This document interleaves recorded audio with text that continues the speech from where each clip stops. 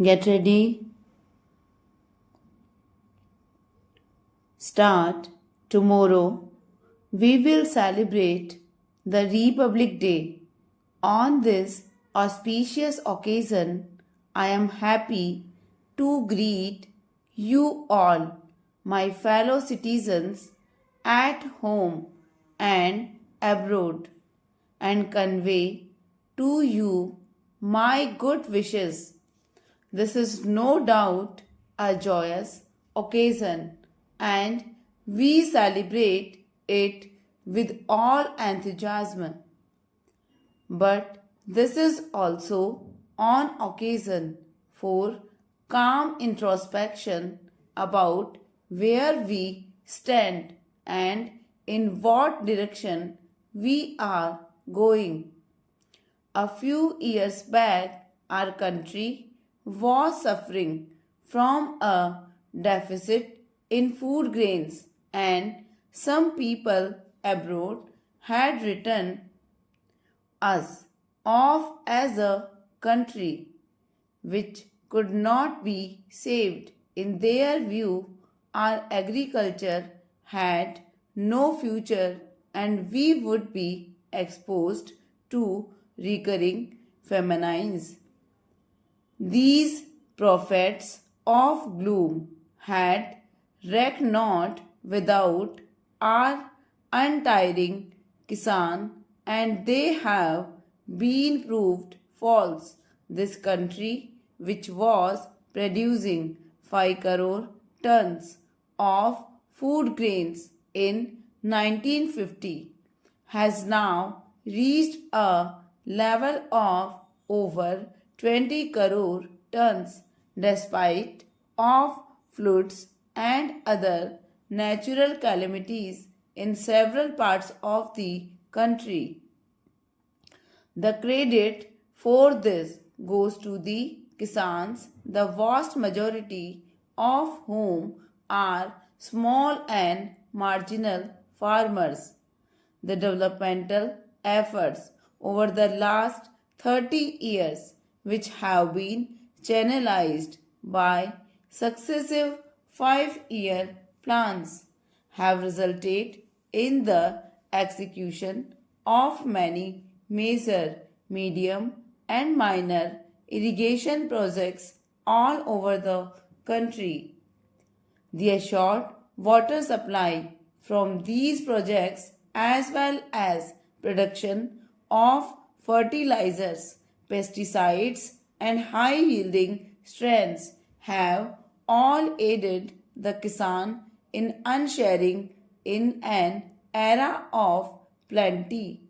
Because of the record output of food grains and industrial raw materials, we have been able to achieve a measure of price stability and contain inflation.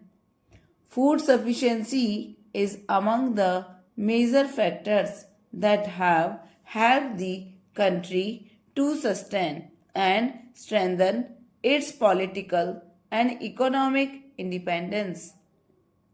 We cannot, however, afford to be complacent. In the coming years, we will have to place agriculture on a sounder and more viable base. We will have to assure fair prices for the farmers' produce and reduce the cost of inputs that will encourage the Kisan to work harder and show better results. There has to be an intensive study of the agroecology of every area, and we must build up self-reliance of each area in order to ensure the full development of its potential.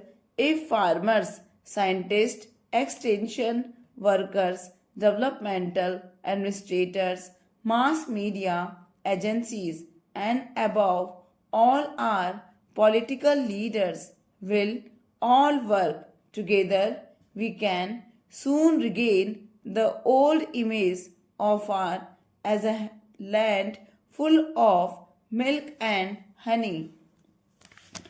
While this achievement is certainly within our reach, a radical change in the entire value system of our urban societies is essential for attaining this goal.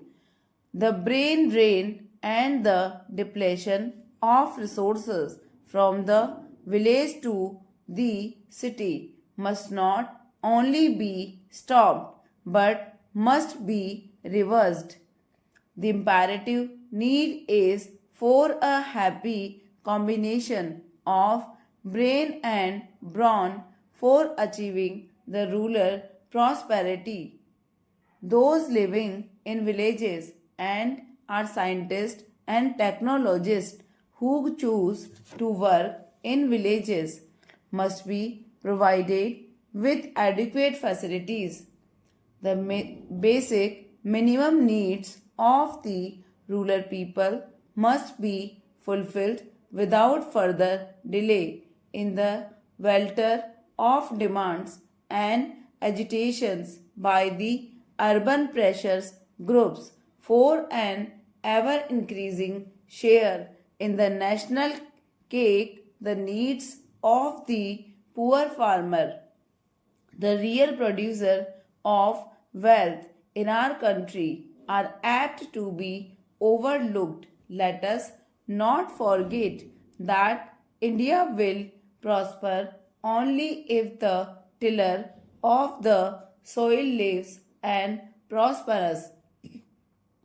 Our hard-working peasantry have proved time and again, and they are ready to adopt new technology provided they are helped to do so. It is now the responsibility of every citizen in this country to ensure that our farmers are able to produce more food from less land. This presupposes considerable attention in safeguarding our basic agricultural asset like soil, water, flora and fauna so that productivity can be improved without harming the long-term production potential of soil and water.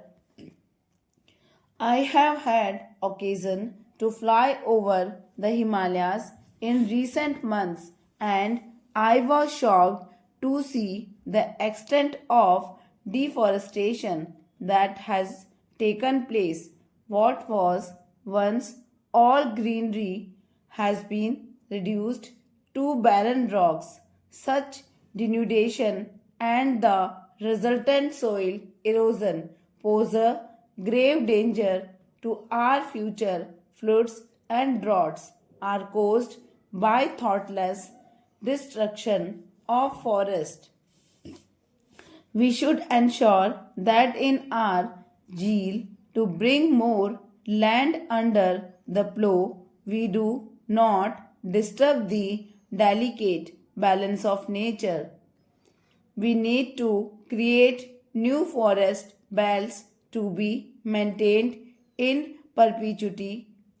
I am happy that the state governments are now imposing restrictions on the felling of trees and preventing further denudation of forest areas, but this is largely a matter for community involvement and initiative, and I hope our people, particularly in the rural areas, will take up this work in right earnest. If today many people still go without enough food, it is not because of lack of food, but rather because of lack of purchasing power. Hence, our agricultural plans will have to aim at generating more and more employment in the rural areas, in addition to providing food for our growing population. Stop.